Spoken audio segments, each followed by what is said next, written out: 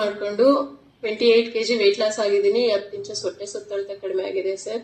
ಮತ್ತೆ heavy back pain ಬರ್ತಿತ್ತು, back pain normal ಆಗಿದೆ. ಕೋಪ ಎಲ್ಲ ಜಾಸ್ತಿ ಇರ್ತಿತ್ತು.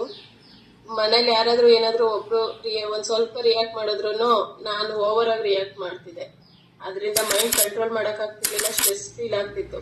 ಒಬ್ಳೇ ಇರ್ಬೇಕು ಆ ತರ ಇರ್ತಿತ್ತು ಸರ್. ಎನರ್ಜಿ ಇರ್ತಿರ್ಲಿಲ್ಲ, ಆಕ್ಟಿವ್ ಆಗಿ ಇರಕ್ ಆಗ್ತಿರ್ಲಿಲ್ಲ.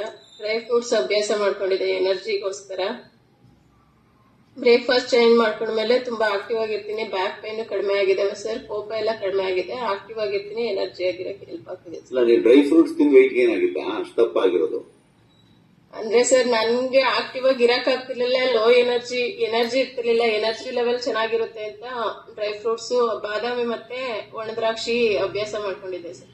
ಅದೆರಡೇ ಒಂದ್ ತಿಂಗಳಲ್ಲಿ ಸರ್. ಒಂದ್ ದಿನಕ್ಕೆ 6 ಪೀಸ್ ಅಂದ್ರೂ ಒಂದ್ ದಿನಕ್ಕೆ 2